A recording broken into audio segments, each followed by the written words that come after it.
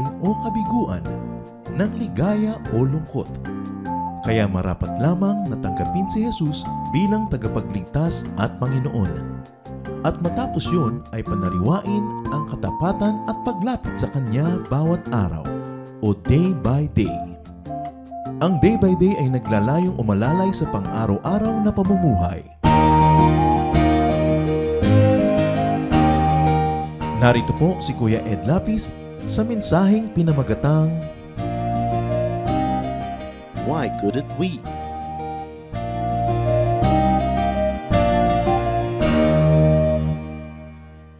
It is important for believers to understand faith and prayer. Mga salitang sobrang gasgas na nawala na o tumabang na ang kahulugan.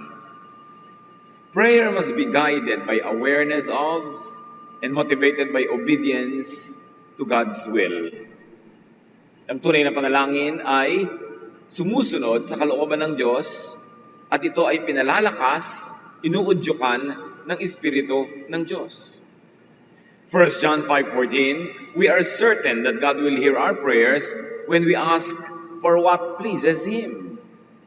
Nakakatiyak tayong tatanggapin natin ang ating ipinagdarasal kung hinihingi natin ay ayon sa kalooban ng Diyos. When we pray according to His will, He hears us. The question is, what pleases God? What is the will of God? Who gets to know the particular will of God in a particular situation? How is God's will known so that one could pray accordingly? Mahalagang tanong. Ano nga ba talaga ay kinalulugod ng Diyos? Ano ba ang gusto ng Diyos? Paano nalalaman yon? At sino ang nakakaalam nun para makapanalangin ng tama? Mahalaga na mahanap natin ang kasagutan sa ganyang mga tanong. Prayer must come from and be empowered by faith. Yun lang ang pwedeng tungtungan, panggalingan, sandalan ng tunay na panalangin. Pananalig, pananampalataya. Sabi ng Hebrews 11:6, and without faith, it is impossible to please God. Therefore, without faith, it is impossible to have an effective and powerful prayer. Kung hindi sa matatag na pananalig magmumula ang dalangin, walang nangyayari. Hindi malulugod ang Diyos. Kaya ang sabi sa James 1:6-8, but when you ask, you must believe and not doubt. Because the one who doubts is like a wave of the sea, blown and tossed by the wind. That person should not expect to receive anything from the Lord.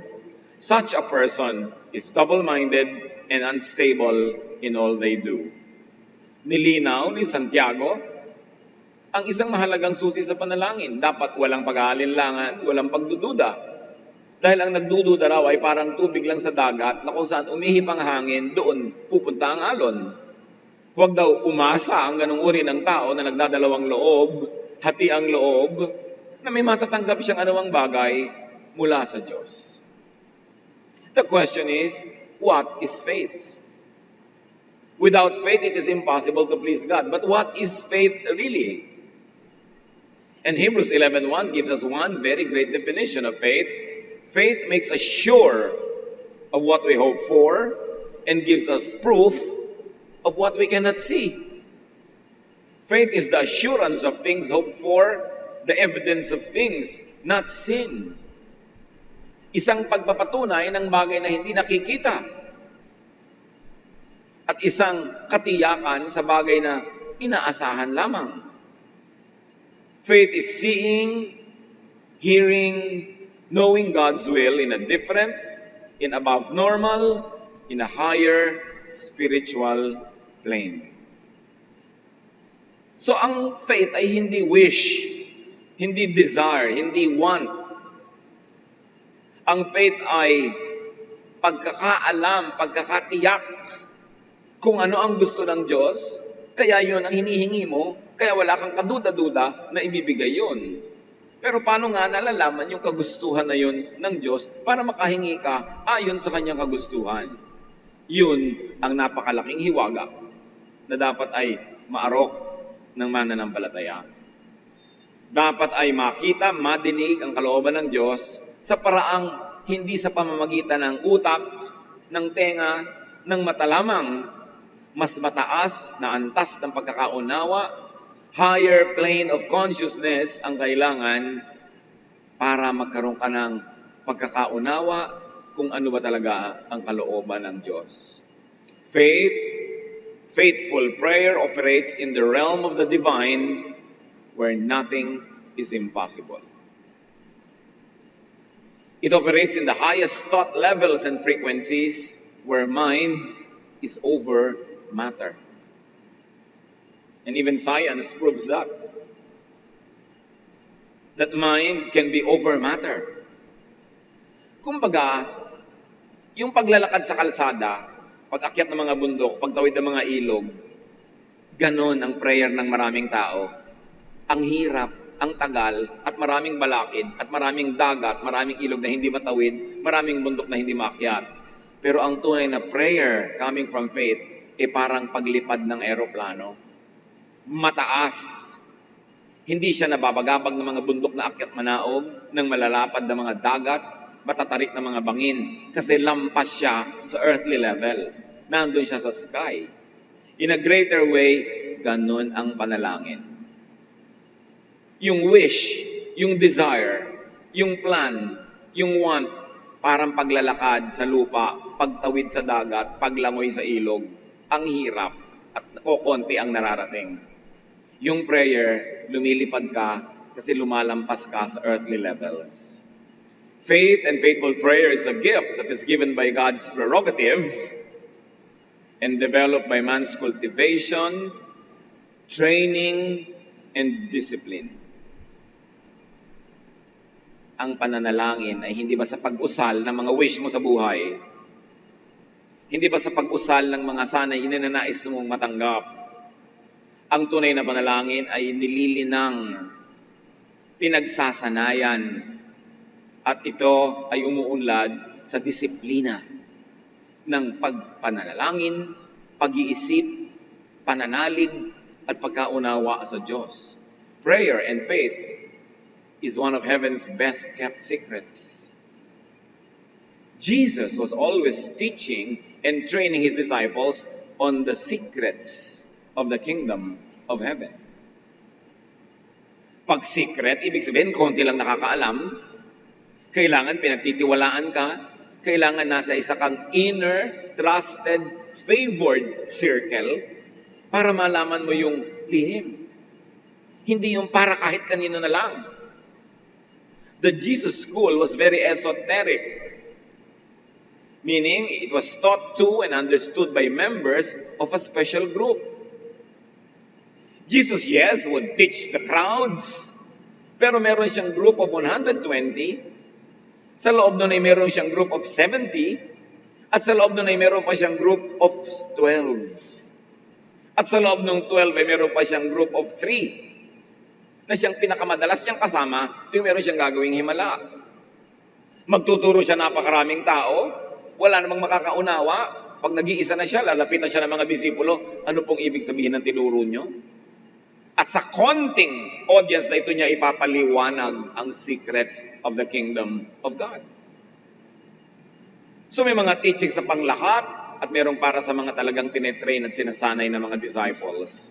The Jesus School was very spiritual and transcendent. Nalalampasan ang lupa, nakakaakyat sa himpapawid sa kalangitan. Jesus prays, remember, and miracles would happen. Jesus would pray and natural, materialistic law is transcended, bypassed, even overturned. Bakit pag nananalangin si Jesus, nakakalakad siya sa tubig, nakakakita ang bulag, nakakalakad ang pilay, nabubuhay pati patay, gumagaling ang may sakit, dumadami ang konting pagkain. Ano at paano siya magdasal? Kasi ang lahat ng yon nasa pananalangin. Walang ginawa si Jesus na himala na di siya nanalangin muna. At sa panalangin na yon, tumataas sa kalangitan ang kanyang diwa. His thoughts get to heavenly frequencies that it becomes so powerful, it is empowered by the Father in heaven, that his thoughts in the spiritual level changes physical realities. Mind over matter. Prayer over physical law. So it is very clear that it takes being initially called, then trained, and disciplined into such a spirituality where your prayer moves mountains. Matthew 21:22, if you believe, you will receive whatever you ask for in prayer. Gaano karami ang nagsasabi, ako believer, o ilang percent naman sa pinag-pray mo natupad? Konti, actually. Nililibangan ko lang ang sarili ko pag hindi natutupad. Pero ang totoo, konti. Bakit? Bakit pag nananalangin si Jesus natutupad? Tinuruan niya ang mga disciples how to pray. At sabi niya, if you believe, tulad ko, ang ipapanalangin nyo, tatanggapin nyo. But remember, believe, then receive. Yung iba kasi, receive, then believe. Kay Jesus, to believe is to see. Yun ang faith. The assurance of things hoped for. The evidence of things not seen. Sa maraming tao, to see is to believe. Magpapatotoo muna ikaw para ako maniwala. Kaya uso-uso sa mga Christian event yung patotoo. Wala po kaming kapera-pera. Naghiwala ang Diyos, nagkapera kami. Maniniwala tuloy yung iba. Kasi nakita na nila sa buhay mo. Baligtad. They believe because they saw. Pero kay Jesus, believe first. Then, later you will see. So napakahina nung pananalig, nananalig kasi may ebidensya. Kapatid, mag-tight ka. Tingnan mo, mula nung nag-tight ako, lumuwag ang buhay ko. O magta-tight siya ngayon, kasi nauna na yung patotoo May ebidensya na. Hindi faith yun. Wais yun. Wisdom, knowledge. Ang faith ay yung naunang nag-tight nang wala pang ebidensyang nabe-bless nga. Tapos na-bless siya. Yun. He believed, then he saw. Pag kinuwento mo na sa iba, they will see for them to believe. It can still be faith, but it's a lower kind of faith. Ang tunay na faith, tumatalon ka sa hangin, naniniwala kang sasaluhin ka ng Diyos. Baka naman gawin nyo yun, talinghaga lang yun. Ang sasalo sa iyo, lupa. Pag hindi ka naman inuutosan ng Diyos na tumalon. So believe to the point that your spirit and thought waves transcend physical, earthly limits. Believe to the point that your faith in the spiritual realm affects and changes physical configurations. Ganun ang panalangin ni Jesus. Ganun ang pananampalatayang tinutukoy ni Jesus. Sa taas ng pananampalataya mo, yung espiritu ng iyong pananampalataya nakakapasok sa kalangitan, nagagamit ang kapangyarihan ng Diyos at ipinagagamit yun ng Diyos para mapalitan maging ang mga pisikal na katotohanan sa iyong buhay. Kaya yun ang tinatawag nating miracle. But what can effect a miracle? Prayer of faith. Kaya may himala. You know that Jesus prays and food multiplies, the sick heal, the dead rise. Natural law is prevailed upon. The physical world is affected. Panalangin galing sa malalim na pananalig. Sinolo ba niya yon? No. Jesus trained and expected His disciples to be able to do the same. Kaya ang sabi niya sa Matthew 10:7-8, as you go, proclaim this message. The kingdom of heaven has come near. Heal the sick, raise the dead, cleanse those who have leprosy, drive out demons. And His disciples were able to do those at varying degrees of success. Si Pedro, binuhay niya si Tabitha. Marami siyang ginawang himala. Pinalakad niya ang isang lumpo. Si Pedro, binuhay niya si Eutico sa nahulog mula sa bintana at biglang namatay. May Bible study kasi aantok-antok, nahulog tuloy sa bintana. Namatay. Binuhay ni Pablo. May tinuklaw ng ahas, dapat ay mamatay agad. Ginamot ni Pablo. So, naipasa ni Jesus yung kapangyarihan, yung kaalaman ng lihim ng kalangitan. At yun ang talagang gusto niya mangyari. Kaya ang sabi ni Jesus sa John 14:12, "Very truly I tell you, whoever believes in me will do the works I have been doing, and they will do even greater things than this, because I am going to the Father." Kung nananalig kayo sa akin, gagawin nyo lahat ang ginawa ko at mahihigitan nyo pa. Bakit? Dahil uupo ako sa tabi ng Ama, pupunta ako sa langit, at hihilingin kong bigyan talaga kayo ng kapangyarihan. I will be there to intercede for you. So, faith moves mountains in a symbolic way. Faith does the impossible. At remember, this is faith of the one praying, not faith of the recipient. Yung pananalig ng nananalangin ang mahalaga, hindi nung tatanggap. Kasi yung patay nga, hindi naman nakakapanalangin yon, nabubuhay eh. Dahil sa pananalig nung nananalangin. Faith, faithful prayer, therefore is not basta I like, basta I wish, basta I believe. Yung mga ganun ang hindi natutupad. Hindi nagkakatotoo. Kasi para mabago mo, magalaw, makilos ang isang bagay sa physical world, dapat pumasok ka muna sa spiritual world, sa heavenly kingdom of God, dahil nandun ang main switch ng lahat ng natural law. Nasa langit ang control, ang main control ng lahat-lahat ng creation. Bago kami mabago, kailangan makapasok ka muna sa langit at doon mo pipindutin ang mga tamang buton through faith and through faithful prayer para yung gusto mo maganap. Kaya sabi ni Jesus, I am the door, I am the way. Enter by me. Many enter the wrong door. They don't get anything. Follow the narrow way that leads to me. I am the way, I am the truth, I am the life. I'm going to the Father and intercede for you. Ipinangako niya yun sa lahat ng mananampalataya. How come sobrang konti ang nakaka-enjoy ng ganong pribilehiyo na maging anak ng Diyos? That when you pray, mountains move. Faith and prayer that work 100% is for the gifted. Kaya may gift of faith. It is for the called. Meron talagang tinawag para ang maging special ministry, manalangin. And it is for the initiated and trained. It is not for just anybody, just anytime, for just anything. Sobra kasing pinadali ng relihiyon. Sumali ka lang sa isang group, prayer warrior ka na. Hindi yun masama, mabuti nga sumasali. Pero hindi guaranteed.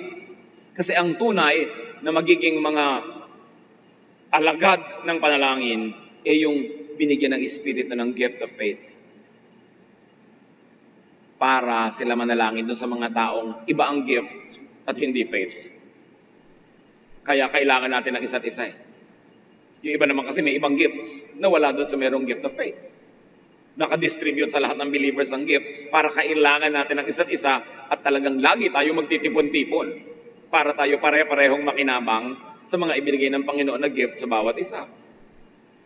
Real people who will pray effectively are called by God. You don't call yourself and assign yourself. And they are initiated and trained. Sinasanay. Sobrang pinadali, sobrang pinopularize, to the point that even prayer was vulgarized. Isang buong park, daan-daang tao, libo-libo magpe-pray, parang dinadaan sa dami. Kahit kailan, hindi nag-organize si Jesus ng prayer rally. Lahat kayo pupunta sa Luneta, magpe-pray tayo. Walang in-organize si Jesus na ganun. Mag-isa lang siya nagpe-pray, o dalawa lang, o tatlo. Kasi sabi niya, when 2 or 3 are gathered in my name, I am there. Ibig sabihin, the power will be there. Hindi kailangan libo-libo. Kaya naman na-exploit masyado ng mga politician yung mga prayer rally. Prayer kunwari, yung pala political. Lahat ng relihiyon, ginagamit yan, iba-iba tawag. Tatawagin yung mga relihiyoso, pero actually they are showing political muscle. They are showing the politicians that they have a voting power. Kunwari, prayer. Kasi ang talagang prayer sa New Testament, hindi dinaan sa dami. Dinaan sa lalim ng pananalig ng kahit isa o dalawang nananalangin. At hindi lahat ng nananalangin tumatalab. Kahit religious leader sila, kahit disciples. Mark 9:14 to 24. When they, meaning Jesus and his group, and the other disciples, when they came to the other disciples, they saw a large crowd around them, and the teachers of the law arguing with them. What are you arguing with them about? Jesus asked. A man in the crowd answered, Teacher, I brought you my son, who is possessed by a spirit. I asked your disciples to drive out the spirit, but they could not. Sabi, anong pinagtatalunan nyo? Dinala ko po sana sa inyo yung anak ko na inaalihan ng masamang espiritu, pero walang magawa ang inyong mga disciples. Hindi nila mapaalis ang espiritu. Verse 19, You unbelieving generation. You see, unbelief. Jesus replied, How long shall I stay with you? How long shall I put up with you? Unbelief disturbs Jesus. Unbelief annoys Jesus. Sabi niya, gaano ko pa kayo katagal pagkitsaga ang kasama? Mga hindi naman kayo nananalig. Bring the boy to me, Jesus says. Verse 20, So they brought him. When the spirit saw Jesus, it immediately threw the boy into a convulsion. He fell to the ground and rolled around, foaming at the mouth. Jesus asked the boy's father, How long has he been like this? From childhood, he answered. It has often thrown him into fire or water to kill him. But if you can, sabi ng tatay, if you can do anything, take pity on us and help us. Sabi, pinipilit patayin ng masamang espiritu na yan ang anak ko. Hinahagi sa tubig, hinahagi sa apoy, sari-sari. Pero kung kakayanin niyo naman sana, kung may kaya kayong kahit anuman lang na magawa, tulungan niyo kami, kaawaan niyo kami. Sabi ng tatay. Lalo namang tumaas ang boses ng Panginoon. Verse 23, If you can, said Jesus, everything is possible for one who believes. Immediately the boy's father exclaimed, I do believe. Help me overcome my unbelief. Nakita niyo yung paradox, yung kabalintunaan ng katotohanan na totoo sa maraming believers. Sabi ni Jesus, kung kaya ko, itinatanong mo kung kaya ko, lahat ng bagay ay posible kahit kanino, hindi lang sa akin, na naniniwala. Kaya napasigaw yung tatay, naniniwala po ako, tulungan niyo po akong madaig ang kakulangan ko ng paniniwala. Nakita nyo, ganun ang mga believer, naniniwala pero hindi naniniwala. Hindi malaman, naniniwala nga ba ko o hindi? Mini, mo, maipag-pray na lang para kung ano man, baka batsambahan. Yun na maraming prayer. Kaya walang nangyayari. Sabi, huwag kayong umasang mayroon kayong makukuha sa Diyos na nagdadalawang loob kayo. Ano kaya? Ipanalangin na rin natin, baka sakali. Walang mapapala yung panalangin na yun. Kasi ang tunay na panalangin may mapapala. Galing sa langit yung ideya. Ito ang gusto ng Diyos. Gifted ka to receive it, to understand it, and you are trained to pray powerfully. Then you pray according to that will. God hears it, it will happen. At kung trained ka to know God's will, kahit may nagpapapray sa'yo ng isang bagay, may conviction ka, hindi yun ang God's will, hindi mo ipagpe-pray. Because you pray only according to conviction. Kaya kung minsan may pasyente, ipag-pray po natin na pahabain pa ng Diyos ang buhay ng tatay ko. Tinitingnan mo naman, 127 years old na siya. Diba? Talagang wala nang natira sa katawan niya. Ipapadalangin ko ba talagang habaan pa ang buhay? Natuloy mo sa mga anak. Gusto niyo ba talagang yun na ipag-pray? Sa palagay niyo, yun ang kalooban ng Diyos? Hindi ka pray ng pray na lang. Kasi yung iba, ang wish nila, ginagawa nilang prayer, wish pala. Ano ang will of God? Okay, gusto ko maging mayaman, gusto ko maging presidente ng kumpanya, gusto kong umasenso, maging sikat. Gusto mo yun. Pero yung ba ang will ng God for you? Yun muna ang usisain mo. Ito kaya ang will ng Diyos para sa akin. Yun ang uunahin ko. Ano ang will ng God? Half believing is half unbelieving. So yung tao, he believes in his mind, but he is not trained to believe to the point that his thought transcends physical limits. Iyon ang paniniwalang hindi paniniwala. Yun ang paniniwalang kalahati. At ang paniniwalang kalahati ay hindi paniniwala. Yun ay pag-aalinlangan. Kaya you see, may training kailangan eh. Wala matrain yung faith mo. Mark 9:25 to 29. When Jesus saw that a crowd was running to the scene, pagpapatuloy ng kwento, he rebuked the impure spirit. You deaf and mute spirit, he said, I command you, come out of him and never enter him again. The spirit shrieked, convulsed him violently, and came out. Nagdrama pa yung espiritu bago umalis. The boy looked so much like a corpse that many said, he's dead. But Jesus took him by the hand and lifted him to his feet, and he stood. Nung umalis yung espiritu, malang bangkay na yung bata. Kaya akala ng mga tao patay na. Pero hinawakan ni Jesus ang kamay, inangat, inalalayang tumayo, at tumayo naman ang batang ito. Verse 28, after Jesus had gone indoors, his disciple asked him privately, why couldn't we drive it out? At yun ang ating title, why couldn't we? He replied, this kind can come out only by prayer. Ayun na naman, prayer. Sabi ng mga disipulo, bakit kung ano na lang ginawa namin, hindi namin napalayas yung espiritu na yan? Hindi namin makaya. Sabi ni Lord, yung ganyan mga kaso, panalangin lang ang sagot. Ang tanong, anong panalangin yun? Itinuro niya sa mga disciples ang panalangin na yon. Itinuro ng mga disciples yun sa naging mga disciples nila, but that was lost in history. Because the church later on discouraged sign gifts. The people who wanted to control the church, who were not gifted with such powers, suppressed that kind of practice para makontrol nila ang church. Pero balikan natin ang mga disciples. The disciples themselves could not drive out the spirit, and Jesus reveals the secret only by prayer. Jesus knew how to pray, the prayer that works. Yun ang mahalaga ha, the prayer that works. Hindi lang basta prayer. His disciples did not fully know, at least at that time. How much more other believers who indiscriminately use faith? Gagaling ako kahit hindi ako magpagamot. Talaga? Yan ba ang will ng God sa'yo?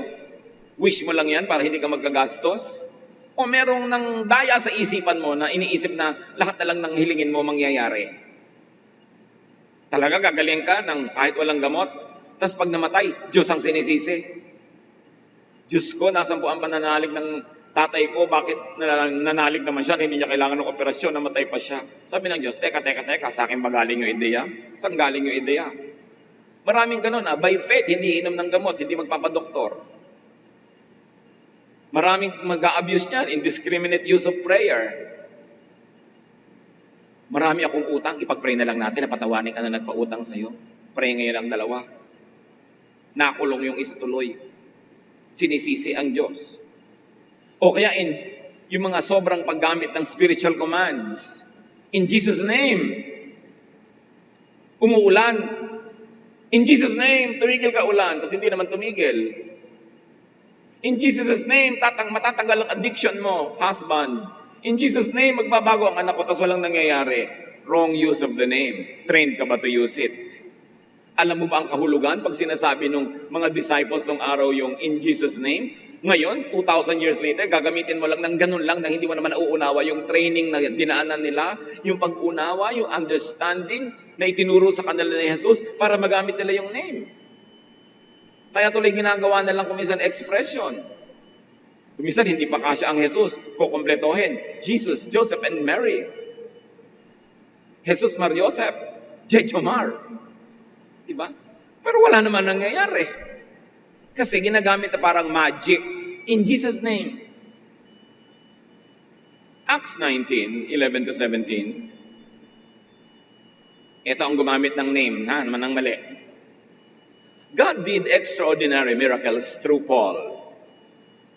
Some Jews who went around driving out evil spirits tried to invoke the name of the Lord Jesus over those who were demon-possessed. They would say, in the name of Jesus, whom Paul preaches, I command you to come out. Si Pablo, nagamit ang Panginoon na napakamakapangyarihan, na pagka tinatawag ni Jesus, ni Pablo ang pangalan ng Panginoon, nagpapalaya siya ng masasamang espiritu, sumusunod yung mga demonyo, umaalis. May mga gaya-gaya. Hindi naman sanay, hindi trained, hindi cold. Nakakakita sila ng mga demon-possessed, pinapalayas din nila. In the name of Jesus, whom Paul teaches, I drive you to come out. Verse 14. 7 sons of Siva, a Jewish chief priest, were doing this. One day, the evil spirit answered them, Jesus I know, and Paul I know about, but who are you? Then the man who had the evil spirit jumped on them and overpowered them all. He gave them such a beating that they ran out of the house naked and bleeding. 7 magkakapatid na lalaki, ginaya si Paul. Nagpapalaya sa masasamang espiritu using the name of Jesus. Sabi ng spirit, teka. Si Jesus, kilala ko. Si Pablo, nabalitaan ko na rin yan. Kayo, sino naman kayo? Anong karapatan ninyo na gamitin yung pangalan na yan? Bigla silang dinamba, dinaluhong, sinunggaban, at sila'y binugbog na sa sobrang pagkakabugbog nila, hubot-hubad silang magkakapatid na tumakbo palabas ng bahay. Yun ang napala nila, in Jesus' name. Hindi basta-basta ginagamit yun nang hindi mo naintindihan. Verse 17. When this became known to the Jews and Greeks living in Ephesus, they were all seized with fear. And the name of the Lord Jesus was held in high honor. Ibig sabihin, hindi na lang basta-basta inuusal. Remember the commandment? You shall not misuse the name of the Lord your God. So hindi basta-basta ginagamit na parang magic formula. In Jesus' name, tumigil ka ulan o bagyo. May nakita na akong ganyan. Pastor, anniversary ng church, tag-ulan, tag-bagyo. Naglagay sila ng tolda sa ibabaw ng isang outdoors entablado. At sa kalagitnaan ng programa, umulan, bumuhos ang napakalakas na ulan. Ang pastor ay buong kapangahasan na tumayo sa taas. At sinabi niya, sa ngalan ng Panginoong Hesus, sinuutosan kita, ulan, tumigil ka! Biglang nalagot yung tolda sa kapal ng tubig na naipon, nalaglag sa pobreng pastor ang tolda, natabunan siya at para siyang dagang nagtatatakbo sa ilalim na hindi makalabas. Napahiya ba ang pangalan ng Panginoon? O yung buong kapangahasan na nag-utos na hindi naman sinabi ng Diyos na utusan mo ang ulan na tumigil? Maraming ganon. Akala basta ginamit mo yung pangalan ni Jesus, matutupad. Remember, when we ask according to God's will, He hears us. Gagawa ka ng anibersaryo ng tag-ulan, kung ayaw mo ng ulan, ilipat mo na lang ng tag-araw. Kesa utusan mo yung ulan na tumigil, tag-ulan naman talaga. God's will na umulan kasi tag-ulan. Meron pang ikakasal. Tag-ulan. Ipinipilit garden. Iha garden wedding. Ano bang trahe de boda mo? Kapote? Hindi po. Anong sapatos mo? Bota? Hindi po. Di dapat sa loob. Tag-ulan Ipanalangin po natin na huwag umulan. Bilang ko kami po, hindi ako nanalangin. Bakit ko idadalangin huwag umulan? Tag-ulan. Samantala, ang dali-dali naman niya schedule yung kasal niya nang hindi tag-ulan o ilipat niya sa loob. One day before the kasalan, text sa lahat yung pag-pray natin na tumigil ang ulan. Hindi ako talaga nagpe-pray. Tag-ulan Ang ipinagpe-pray ko, umulan. Kawawa naman yung mga magsasaka na tigang yung bukid. Kailangan nilang ulan. Ititigil ng langit para ikasal tong babaeng tong banidosa. Ayaw niyang ilagay sa loob ng bubong yung kasalan niya. Kinabukasan, umuulan pa rin. Mamayang hapon na ang kasal, ayaw pa rin niyang ilipat sa loob. Ayaw. Pray pa rin. Sa loob ko, bahala ka. Isang oras bago ikasal, ayaw pa rin. Nung kasalan na, ipinalipat tuloy. Ang gulo-gulo tuloy na naging kasalan. Huling oras na nung inilipat, hindi handa yung hall. O ano nangyari sa prayer? Wala. So kung medyo mahina ang pananalig, tatalikod na yun, sasamba na lang sa baso, sa plato, dahil ayaw, hindi dininig ng Diyos ang dasal niya. Pero galing ba sa langit? God's will ba na tumigil ang ulan pag tag-ulan? Ang dami-daming misguided patient. In Jesus' name, pagalingin ang pasyente. Hindi naman laging will ng Diyos na gumaling ang pasyente. Dahil kung gumagaling ang lahat ng pasyente, edi wala nang magtutuda is game.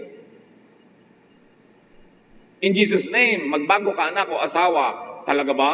O dapat ikaw yung magbago? Ano ba talaga ang will ng Diyos? Marami ipinapasubo at pinapahiya ang Diyos. Sabi ng Exodus 20 verse 7, "You shall not misuse the name of the Lord your God. You shall not use the name of God in vain." The genuine Old Testament prophets and Jesus' true disciples were instructed, trained, initiated into spirituality, into spiritual ways and methods. Merong school of prophets. Hindi yung inutusan ka lang bumili ng suka, naging prophet ka na. Wala ka lang masalihan, sumali ka sa prayer warrior ka na. Hindi laging ganun yun kadali. 1 Corinthians 14:32, "The spirit of prophets are subject to the control of prophets." Kayo mga iba, maraming mga Christian, aarkila ng sinihan sa mall para mag-worship. Ang usapan, 12 aalis kayo sa sinihan kasi magkakaroon na ng sine. Nadadala yung mga mall kasi iba, 12:30 na, 1 o'clock na ayaw pang umalis kasi leading ng spirit. Ginanahan pa kami mag-worship. Paano naman na ititigil ang will ng God? Kaya tuloy, pinapalaya sila sa mga mall. Pero the spirit of prophets is under the control of prophets, hindi under the control of their emotions. Marami kasing taong akala nila spiritual sila pero emosyonal lang pala. Lahat ng guni-guni, haka-haka at emosyon nila, akala nila leading ng spirit. Kaya laging nabibigo yung mga tao, akala ko ba leading ng spirit? Baka naman guni-guni mo yan. Kaya kailangan sinusuri.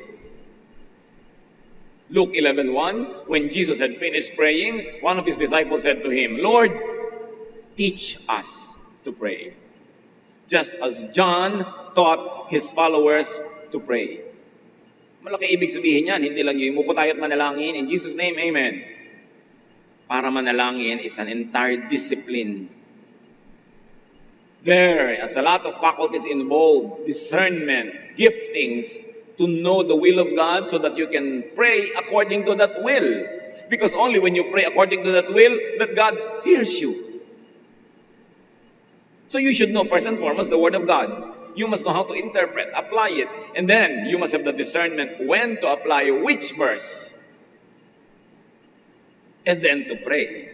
Kaya may mga gifted talaga to pray. Kaya ang hiling sa kanya ng mga disipulo, turuan nyo kaming manalangin. Kung ito lang yung formula, standard prayer, hindi na sila kailangan turuan dahil ang mga Jews nagpe-pray 5 times a day. Ano pang dapat ituro? So may itinuro si Jesus at may itinuro si John na labas doon sa karaniwang alam na nila tungkol sa panalangin. Kaya sila nakakagawa ng mga himala. There is teaching and training. Hindi lang formula. Yan lang in Jesus' name, naging formula na eh. Kailangan ang lahat ng prayer magwakas in Jesus' name. Di ba alam naman natin talaga na in Jesus' name, yung kailangan pa man sabihin, signal po yun na tapos na ang prayer. Ganon. Ginamit na lang talaga na, parang expression. Hindi mo pwedeng sabihin in Jesus' name, kung yung kalooban mo naman, hindi nakaayon sa kalooban ni Jesus. Hindi mo pwedeng ikabit yung in Jesus' name, kung yung pinagpe-pray mo, kabaliktaran ng gusto ni Jesus. Dapat sang-ayon sa kanyang kalooban. Mark 6:41, taking the 5 loaves and 2 fish, and looking up to heaven, he gave thanks and broke the loaves. Alam niyo nangyari, 5,000 lalaki, may karagdagan pa mga babae at bata ang pinakain, 2 maliliit na isda, 5 pirasong tinapay o slice ng tinapay, o mga kumpol ng tinapay. Pero ano ang ginawa ni Jesus? He looked up to heaven. Ngayon, hindi yung look up, no? Na pag nagpapapicture ka, look up. Malalim ang kahulugan nung he looked up to heaven. Ibig sabihin, he entered a heavenly configuration. His spirit entered another world. That his thoughts, his prayer, went up and tapped the power of the heavens to go back to earth and multiply those bigger source of food. So mula sa earth, umakyat sa langit ang diwa ng panalangin para bumaba uli sa earth para yung katotohanan ng physical reality ay maiba ayon sa panalangin. Kailangan ng prayer mo nakakaakyat sa langit dahil nandun nga yung control switch ng lahat. And it is faith training that enables you to enter a heavenly dimension. So hindi lang direksyon ng tingin yon. Yung iba naman, nalangin po tayo, yumuko at pumikit. Akala pag yumuko at pumikit, yun na yung formula, didinggin na ng Diyos. Well, it's okay. It can help you focus and concentrate. Kesa tingnan mo yung mga kuto sa buhok ng nasa harap mo, di pumikit ka na lang para makapag-pray ka mabuti. Pero hindi yun formula. When Jesus prayed, there was transportation. May naganap na paglipat. Lumipat ang kanyang diwa, umakyat sa kalangitan, na switch on ang mga dapat i-switch doon, bumaba sa lupa ang kapangyarihan, natupad ang prayer. Dapat ganon ang powerful prayer. Mark 4:10-12. When Jesus was alone with the 12 apostles and some others, they asked him about these stories. He answered, I have explained the secret about God's kingdom to you. Ito yung sinasabi nating esoteric. It is exclusive to a small group that is taught and trained intensively so that they could pray, so that they could enter a heavenly dimension, so that their thoughts will get into frequencies above earthly frequencies to the point that it changes physical realities. Napaka-mysterious, napaka-transcendent, napaka-spiritual ang panalangin. And there is a secret that needs to be known and understood by believers. For instance, Mark 14:50-52, all of Jesus' disciples ran off and left him. Ito yung inaresto siya sa Gethsemane. One of them was a young man who was wearing only a linen cloth, and when the men grabbed him, he left the cloth behind and ran away naked. Nobody preaches on this. On Mark 14:50-52, because it is so baffling and some people even find this embarrassing. Nung inaresto si Jesus sa kadiliman ng hardin ng Gethsemane, nagpulasan, nagtakbuhan, tumakas ang lahat ng mga disipulo niya, at may isang huling lumabas mula sa mga sukal, at ang suot lang niya, itapi yung underwear na linen garment na parang tuwalyang inirarap mo sa katawan mo pag nasa sauna ka. At nung hinablot ito ng mga aresto, nadala ang tape at tumakbong hubo-tabo ang disipulong ito, which many people is Mark himself because siya lang ang nag-report nito eh. Ang tanong, anong hiwaga ang nagaganap? What secret rite or initiation was going on? Bakit sa Gethsemane ay wala siyang damit? Anong nagaganap? Hindi natin alam, and don't judge it. But yan ang point. Maraming unexplained. Maraming sikreto na hindi naman ipinaalam sa lahat. And because it is baffling, nobody dares to preach about it. Why rock the boat and disturb the boat? But this is part of the whole Jesus mystique. It is part of the whole Jesus arrangement that there are things that were unknown to outsiders, that only the initiated, the trained got to know. But his disciples taught these things to their successors, to the disciples after them. But as I have said before, the church suppressed this kind of practices because it empowered not the political leaders of the church, but those who were spiritually gifted, who are not always politically adept.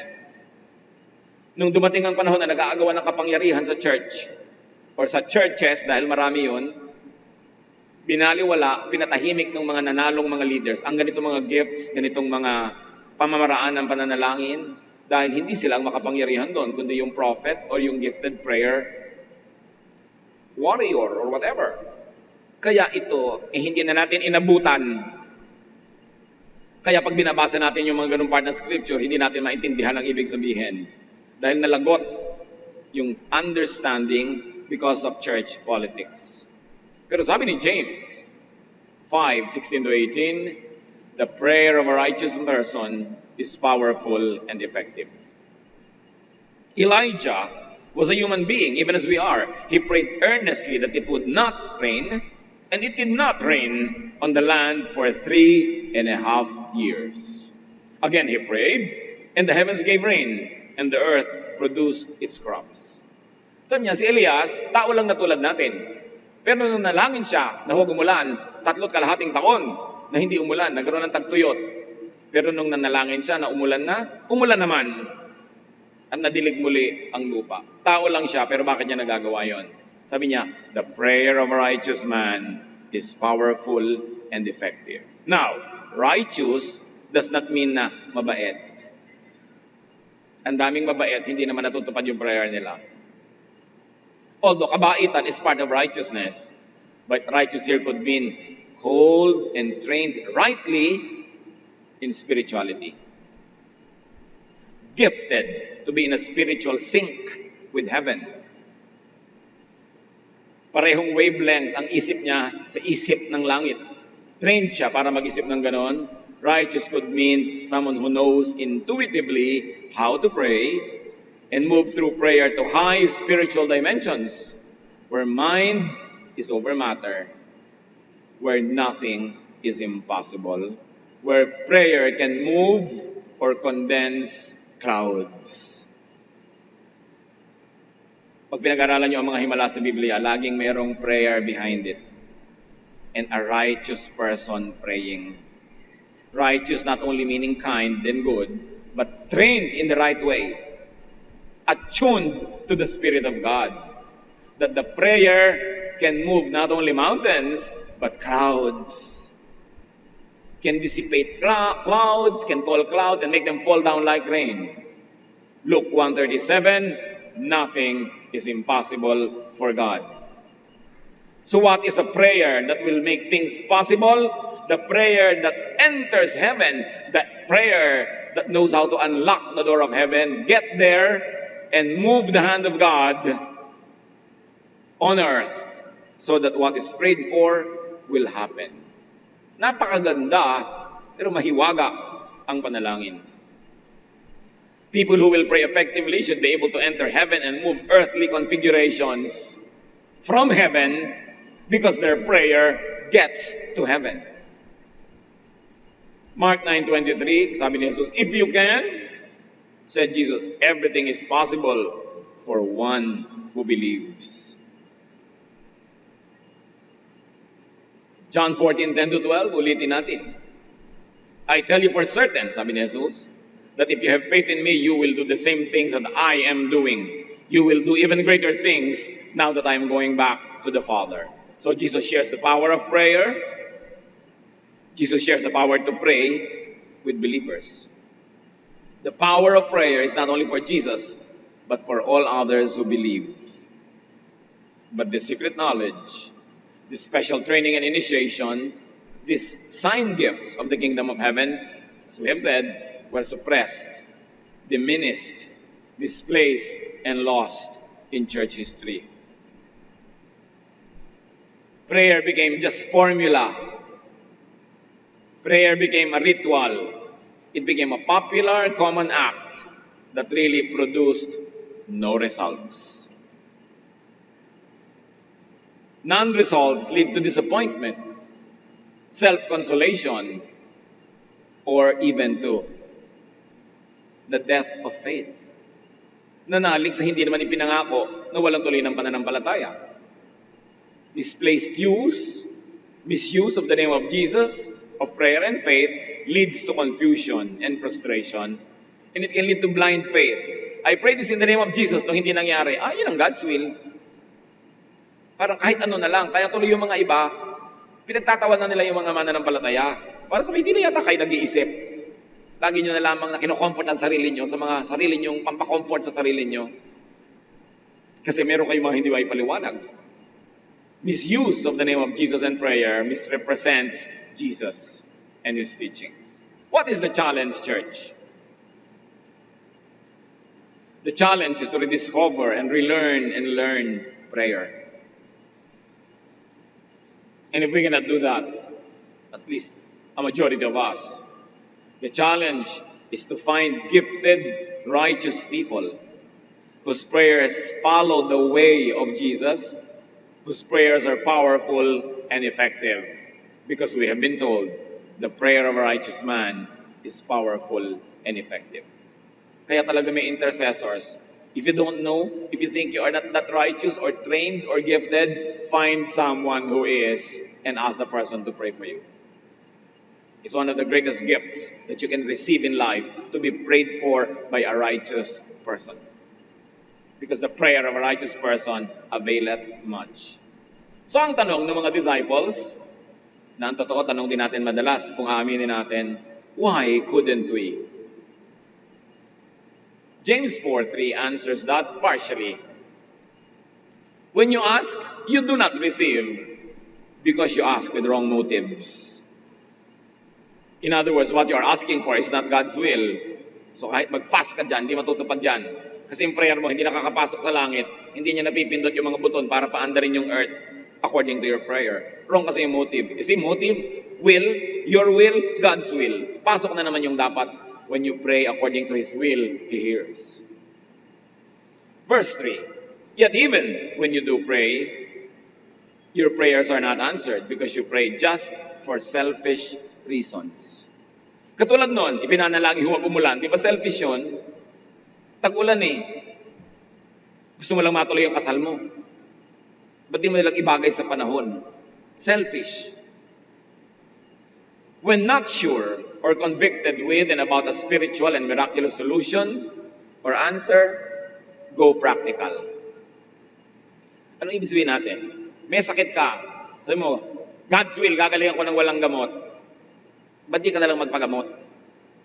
Total, hindi mo naman sure talaga kung anong God's will eh. Gifted ka ba? Prophet ka ba? Alam na alam mo? Kung hindi ka sure, ba't di ka nalang magpagamot? Mas madali yun. Even when convicted of a supernatural answer, also take the natural path.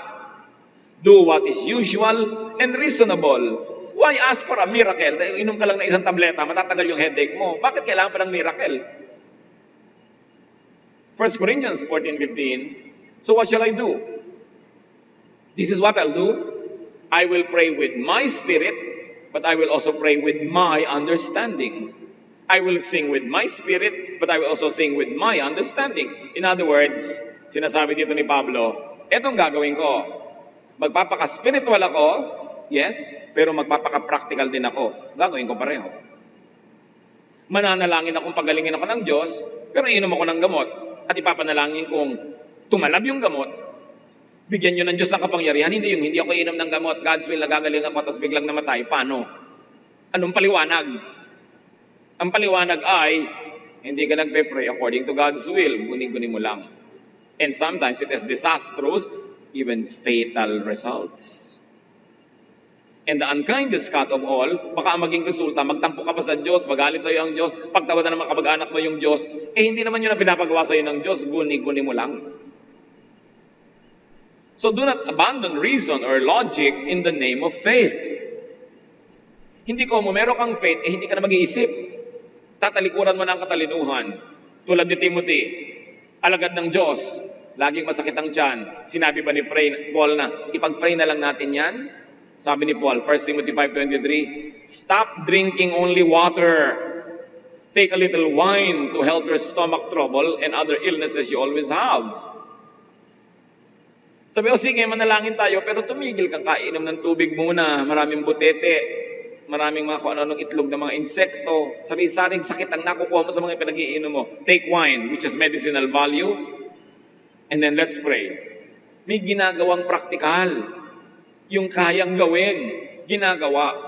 Therefore, kung may sakit, manalangin at mag-medicate. Do not just wish your illness away in Jesus' name. Wala kang guarantee na yun ang kaparaanan ng langit para kapagalingin. Seek the prayerful help and intercession of a righteous person.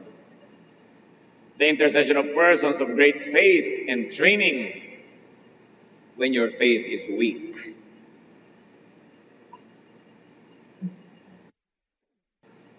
May tulong naman sa atin ang Diyos kasi hindi naman talaga lahat gifted with strong faith. Iba siguro ang gift nyo. Therefore, mabless kayo sa gift of faith and gift of prayer na ibinigay doon sa iba. Get prayed for. And then minister your gift, whatever it is, to other people who don't have it. That's why may church. Para pag magkakasama tayo, nakukumpleto yung rekado. Pag mag-isa ka lang, hindi pwede. Kulang ka. Napakahalaga yun. Get prayed for. And then, of course, the great challenge is to search for more answers to questions raised by this message. Because not all answers could be given, understood, and approved in one sitting. Sobrang mataas, malawak at dakila ang topic na ito para magagap, maunawa ng buong buo sa minsanan lamang na paliwanagan. Kailangan laging pag-isipan, ipanalangin, pag-aralan. Keep searching. Ask Jesus to teach you what He taught the disciples, which church history denies present-day believers. Dahil nilagot nila yung tradisyon na yan, yung esoteric tradition. Nilagot nila yung mga bagay na may kinalaman sa mga kababalaghan at mga himala dahil gusto nilang solohin ang political power over the church. Dahil sabi naman ng Diyos sa Jeremiah 29:13, "You will seek me and find me when you seek me with all your heart." And Jesus says, Matthew 7:7-8, "Ask, and it will be given to you. Seek, and you will find. Knock, and the door will be opened to you. For everyone who asks receives. The one who seeks finds. And to the one who knocks, the door will be opened." Ask, seek, knock. Ask the Lord Jesus to teach you privately, directly, personally how to pray. And even Romans tells us that we do not know how to pray, but the Spirit intercedes for us with words that are too high, with groans that are too high for human words. Marami sa atin hindi natin alam manalangin, kaya ipinagdarasal na lang tayo ng Espiritong Banal at ipinagdarasal na tayo sa mga inuusal, sa mga halinghing na higit na matayo kisa sa mga salita na mumutawi sa bibig ng tao. Our faith is a spiritual one, although it is also intellectual. But do not forget the spiritual side and just deal with what could be known by the senses. Jesus transcended all those, taught His disciples, and made miracles. And He wants all His believers and followers to have that kind of spirituality. Seek it. Huwag kayong makontento sa spirituality na walang power, sa prayer na walang bunga, sa relihiyon na habit na lang. Kailangan mayroong spiritual dimension. May kapangyarihan na darama at naipadarama sa iba. Nakikita natin at naipapakita natin sa iba because Jesus sits at the right hand of the Father interceding for us. Huwag tayong makontento sa habitual religion. Cultivate a very personal, powerful, spiritual relationship with God through Jesus.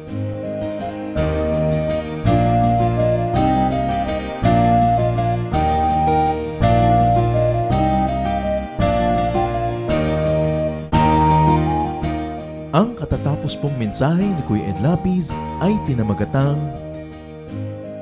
Why couldn't we?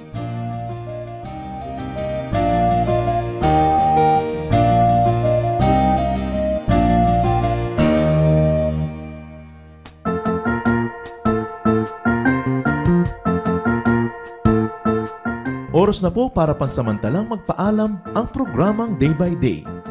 Tayo po'y magsama-sama tuwing ika-6 hanggang ika-7 ng umaga, araw-araw. Magandang umaga po at mabuhay ang Panginoong Hesus!